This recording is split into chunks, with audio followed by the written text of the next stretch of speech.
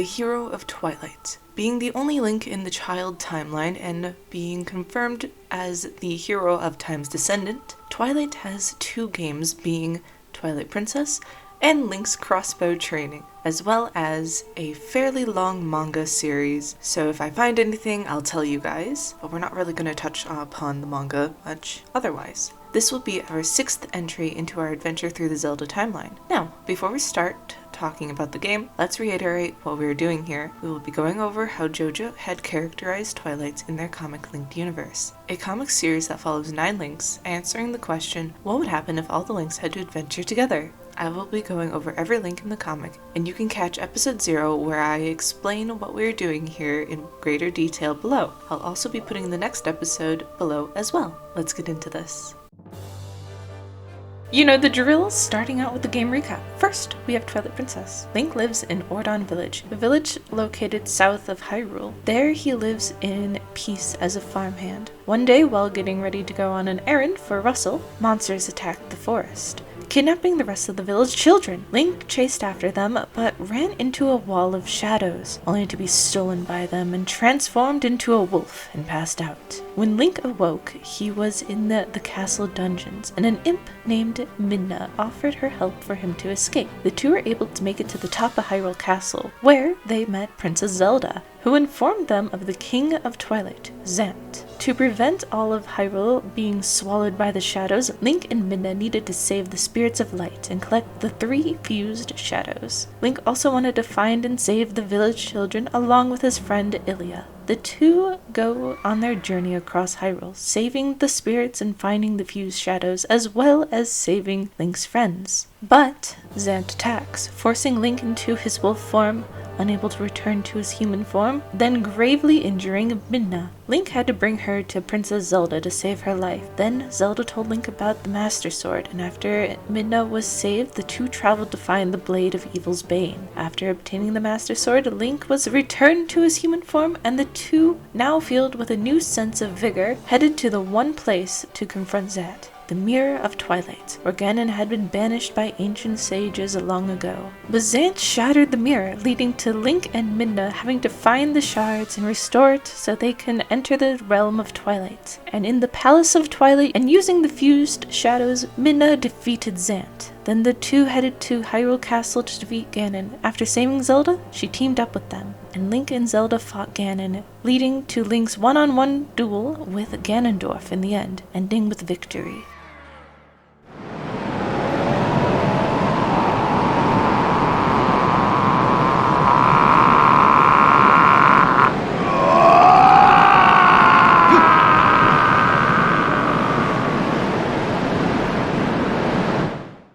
Midna ended up returning to her true form and leaving to the realm of shadows and shattering the way between, separating the two worlds and saving the day.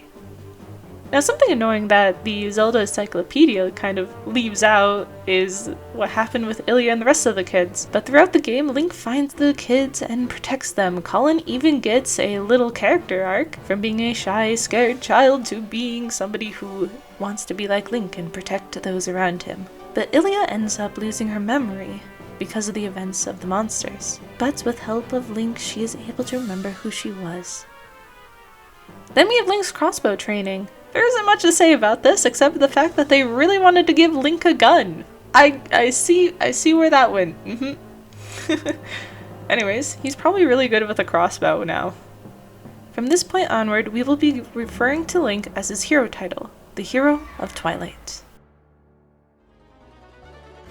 Link's design in Twilight Princess first starts with his Ordon outfit, which is a different clothing style than the rest of Hyrule, namely these sashes, but it doesn't last long because Twilight soon appears in his hero's tunic, a green tunic with white undershirt and chainmail, with cream-colored pants and brown boots, as well as a green hat. Now, in his wolf form, he is a dark gray with a green tint wolf with white and brown details. He also has markings on his forehead and a chain around his left ankle. In Linked Universe, Twilight no longer has his hat. Oh no! Another one lost their hat. Instead, he has a wolf pelt, hood, and cloak. that tucks under his belts. His green tunic's left sleeve is a different color, reminiscent of his Ordon's outfit having that green sleeve. He also has the Ordon sash around his waist. He also wears golden chainmail with the pants and brown boots, marrying the Ordon design and the hero's tunic beautifully.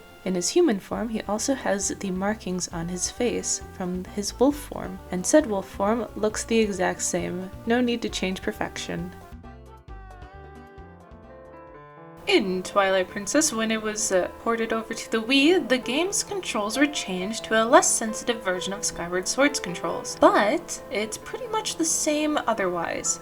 Let's start with Link's wolf form. He bites, he scratches, he's pretty good at picking up scents. Hey, just like the game, perfection. Twilight's human form's fighting style. Now, Twilight has powerful hidden skills, and he uses them a few times throughout the comic. One of the more prominent examples is in Shifting Shadows, Part 4, when he does a flip over what the community has nicknamed Dink's head and stabbing downward to get him. But other than that, he slashes and he swings his sword just like he does in-game. Other items we've seen him use were the claw shot and the Dominion Rod, as well as his bow. But we've also seen the horse call and the Hawkeye in casual situations. Two more things I almost forgot to put in here is the Shadow Crystal and the fishing rod. Twilight also fights while on horseback, namely with his sword and his bow. While using his bow, he and Epona work perfectly together, able to hunt down their target accurately and aggressively. Same with his sword fighting on horseback. The two work seamlessly together. The Hero of Twilight doesn't actually use many magical items, but he does have one that we will be talking about. He is the last of our links with this section in their videos, so let's talk about how magic has affected Twilight. Twilight can turn into a wolf! Wow, spoilers! Most of what we have seen from Twilight regarding this has been the markings on his face, being the same as the markings from the wolf. Most of the other stuff for wolves for now are that they're loyal and stuff, but I think that's just Twilight's personality. So speaking of personality... Personality. The Hero of Twilight is seen to be the responsible older brother of the group, working well with time and warriors as he is part of the leaders of the chain. He looks out for the others and cares deeply for the younger heroes he travels with. Let's start out with how he sees his equipment, starting with the Master Sword. When Sky asks him what his thoughts were on the Master Sword, Twilight responds with, "It's a magnificent blade. It lit my path in my darkest hour," referring to how the Master Sword had changed him back to human when Zant had cursed him in his wolf form.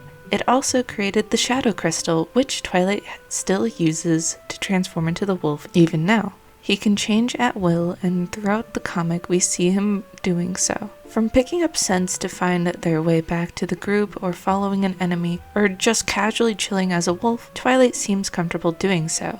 When Legend accidentally turns into a rabbit, Twilight first wants to make sure Legend won't panic, but after realizing he regained speech in that form, Twilight and Legend have a good conversation, which we will get into more later on. But back to items. Twilight isn't mainly focused on being part of one group in battle. He tends to go with the flow. Half the time he's fighting as a wolf, the other he's on horseback, and so we don't see him often using his sword in battle, and even when we see him on foot in battle, he's using other items like the claw shot, holding larger enemies at bay. But that changes when we get to Shifting Shadows, where multiple chapters follow Twilight in his fight against Dink. Starting on horseback, going into fighting on foot, then finally in his wolf form. We see all of his fighting styles in this one battle. One last thing about the Master Sword before we go on, Twilight also talks about how it was left in perfect condition by the hero before him, referring to time. We get a side-by-side with how Legend remembers the blade and how Twilight remembers the blade when they had found it. It shows the timeline split perfectly and how things had changed between the two. Okay, moving on. Let's also talk a little more about Epona. Twilight is the only Link to bring Epona on this journey with them. He is seen riding her and tending to her throughout the comic, and when he is in wolf form, the two seem to hang out together. Twilight also just loves animals. He holds them like babies in game, and we've seen him doing so in the comic as well. Throughout the comic, we see Twilight watching over the younger heroes, at times seemingly upset with the gods for forcing them to fight at such a young age. At heart, Twilight is an older brother of sorts. He's been looking after the younger children in his village for years, and he makes references to them often. First with Four commenting on how he doesn't mind carrying him, saying it's like carrying the kids at home. Later, he calls Time Russell and Hyrule Colin. He sees the village as his family, and connecting them to the rest of the chain means he also sees them as family as well. He even starts calling Wild brother. We also catch him often checking on Wild. Connecting to how he sees them this way, Twilight would do anything for them. He's loyal to the chain, and we often see him saving the others, protecting them the best he can. Now, Twilight is an older brother, which means he also does the whole older brother joking around thing. Which means at times he is serious, but other times he's joking around with the others. Like when the chain were throwing Wild's Vey clothes around, and when he got a hold of them as a wolf, he immediately started playing tug of war with Wild. Or when Legend was turned into a rabbit after initial reactions, he went into laughing at how Legend was a pink rabbit. Or right before when he was saying he would want to be a goat if given the chance to be an animal. Twilight is often one of the leader types of the group. As much as he doesn't think so, he is in the group during planning, and he has weight to his words when decisions are being made. With weight to his words, he tries to reassure the others of their feelings. When Hyrule shows doubt about himself, Twilight is there to reassure he is enough. And when Legend transforms into a rabbit, Twilight gets to see a part of him he keeps hidden. I point this out in Legend's video a little, but Twilight is the only one to notice Legend's mask slip. Twilight mentions that the beast they become reflect their inner selves. He brings up the joke that Legend being a rabbit and not expecting this, but stops the joking when Legend comments that he wasn't always like this. From this point onward in the comic, he treats Legend differently. Beforehand, he was short with him, growling at him in wolf form and just trying to joke with him instead of taking him seriously. But after this, he starts to see the real person Legend is and not the act that he puts up. In Dawn Part 1, we visually see Twilight notice Legend's mask slip, and he appreciates the warmth everyone is giving him. Also, after the events of tricking warriors and Hyrule to separate from Sky, he's joking with the others in regroup until Warriors tells them they ran into a monster camp. Twilight looks horrified during this scene. So we're just going to jump right into how Twilight reacts to the rest of the chain, because there's a lot of one-on-one conversations between Twilight and the rest of the chain. So let's start off at the top with Sky. The two work together when need be, but they don't often go out of their way to team up. Twilight does try to look out for him, mainly because Sky is so nice and he's worried someone will try and take advantage of that kindness. Like at the beginning, when Legend would be mean to Sky and Sky would just brush it off. Twilight worries about him. When Legend turns into a rabbit, on the other hand, the two have to go and seek out Sky, using the fact that his stamina is kind of terrible to get him separated from the rest of the group, showing that Twilight pays attention to the others' weaknesses. He also says Sky is a nice enough guy, but he still needs some kind of evidence to convince them to use the Master Sword. Also, Twilight and Sky joke about Legend being a rabbit. The two of them tend to do some lighthearted older sibling bullying to the younger members of the chain. Now 4. Twilight has referenced the village children around him, but 4 isn't someone Twilight has to dramatically worry about. The two know each other's secrets, 4's minish abilities and Twilight's wolf form. For 4's smithing ability, Twilight is heard saying, "A homemade blade is the best kind of blade," showing his respect for the smith's ability and probably also thinking of Russell. In Divine Dark Reflection 1, the two had gone to town together to investigate the current timeline that they're in. During the chapter, the two talk about dark magic, and when Twilight starts to trail off in thought, 4 notices and gives Twilight advice, which he seems to take to heart. Also, Twilight lets 4 ride on his back in wolf form, which is amazing. Okay, time for Time. Twilight knows Time is his ancestor, and the two go off and have their talks. The others have noticed, but they don't really mind. Twilight has told Time about his adventures, and the two know the most about one another. When talking about Malon, Twilight really wants to meet her, and when he finally does, he is amazed.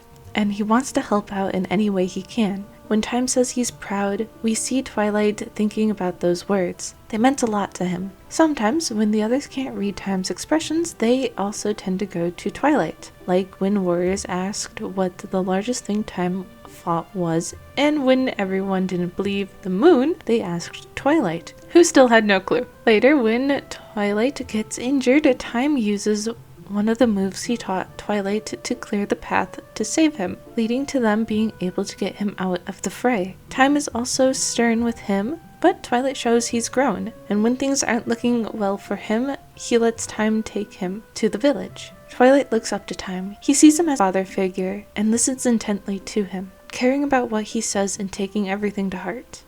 Going on to Legend, which we talked a bit about already, but Legend is one of the members in the chain that Twilight originally dismissed. He comments to Sky about not letting him bully him and so on, but after Legend is turned into a rabbit, things change. Twilight sees Legend for who he is and encourages him to be himself. Saying this, their relationship changes the most throughout the comic. For Hyrule, Twilight originally treated him like the others, a younger hero who he cared about, but knew he could handle himself. After being injured and Hyrule helping heal him, Twilight believes he wouldn't have made it without Hyrule's help. For this, he is grateful, and has a new sense of respect for him. Only time will tell before we see how they really react to each other now, but currently we do not have those interactions. So this will be a footnote for later. Then Wind. Twilight and Wind have an interesting spot. They both know that they are Time successors, depending on the timeline. They still don't know about Legend, but still. Something to point out is how Twilight seems to be upset about how young some of the other heroes were when they started their adventures to save Hyrule. And looking at Wind really puts things into perspective. Twilight is also the only one to admit the reason they look down on Wind so much. It's because of the fact that he's the youngest. Twilight can't help but worry, and he knows that. Warriors is a captain, of course, and Twilight respects him for this. But that doesn't mean he can't point and make fun of him. The two make jokes at one another, but at the end of the day, they respect one another, but don't tend to hang out together. And lastly, Wild. Twilight sees Wild as his successor, his little brother. In memories, he sticks by his side, knowing Wild the best and watching his back when he's going through his memories. Then he tries his best to comfort him afterwards, even opening up about Ilya's memory loss during the events of his own adventure. And also during this scene, we see him talking about Midna while referring to his shadow. Side note, we also see Twilight longingly looking at his shifting shadows, clearly showing he's still thinking about Midna. But back to Wild. Twilight and Wild are also seen talking together fairly often. They are seen walking together the most, as well as fighting with one another. Wild even tries to bribe Epona, but she still loves Twilight more. The two are inseparable, even with Twilight taking down enemies to protect Wild. Speaking of Twilight going out of his way to look after Wild, he is also seen going after and finding Wild and Hyrule when the two end up getting lost together. In the end, Twilight tries to be stern like Time, but is too light-hearted to do so, and jokes with the others, especially with Wild. Twilight is someone who cares deeply for those around him and will do anything to help them. After looking at how he interacts with the rest of the chain, he's probably the easiest to talk to when things are going on. Even Legend opens up to him before anyone else, and Wild and Twilight are inseparable, helping and looking out for one another. Twilight really is the team's reliable, listening older brother they can all lean on. Even though at times he likes to joke with them, he's still there for them when they need him. Twilight's secrets have almost all been shown to the chain at this point in time in the story, first being his wolf form. At first he kept it a secret to a small group, being Wild, Time, and Four, but as time went on, Legend learns of this form, and when Twilight gets injured, everyone else learns of the wolf form. Another secret is how he and Time are related. The two tend to talk in secret, and a lot of the others have noticed how they do this. But when Twilight gets injured, this is also brought to light for the rest of the chain. Now everybody knows they are related. Lastly, it seems Twilight hasn't told Time the full truth about how he knows they are related and how Time dies. Other than that, Midna? But honestly, it just seems like he doesn't want to talk about her yet. The Hero of Twilight is a reliable member of the chain, someone who has put the others first and had gone out of his way to help those around him. He tends to treat the younger heroes like people he needs to protect. In some cases, this isn't great, but in others, he's there for them and will listen when need be. As a wolf, Twilight is one to track down and find the others when they are separated, as well as support them any way he can, even being Wild's emotional support wolf at times. As himself though, he looks up to Time, the same way the others look up to him. With his own words holding weight for the others, Time's also weighs on him. When Time says he's proud, Twilight takes that to heart, but ends up apologizing when he's injured and things aren't looking good for him. Time trained him, and that's all going to waste. Then Wild steps in and talks about his own journey. Twilight needs to fight. He may be ready to die for his friends, but he needs to be ready to live for them as well. He can't take the people in their lives for granted. After the injury, Twilight may be physically weaker, but the bonds between everyone in the chain has gotten so much stronger because of this ordeal. And because of this, they will be ready to take on any challenge thrown at them.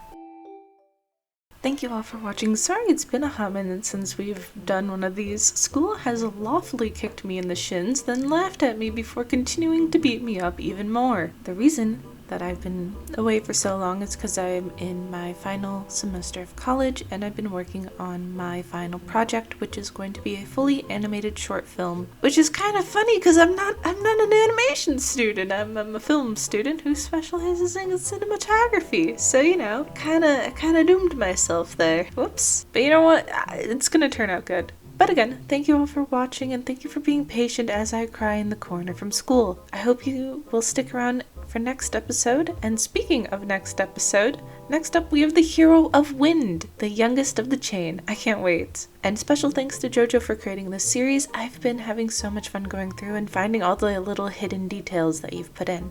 So everyone, please go and check out JoJo's original comic in the description below as well, and go and support her if you can. Also, I stream every day, so if you want to come and chat and talk about anything really, then the links to that are in the description below as well. And until next time, bye! Okay, so secret ending time for today. When Time scares warriors, and this isn't because, like, you know, it startled him as well, it's probably because that skull mask may be reminding him of the hero's shade. Lovely. Alrighty, have a good one, guys. Bye-bye.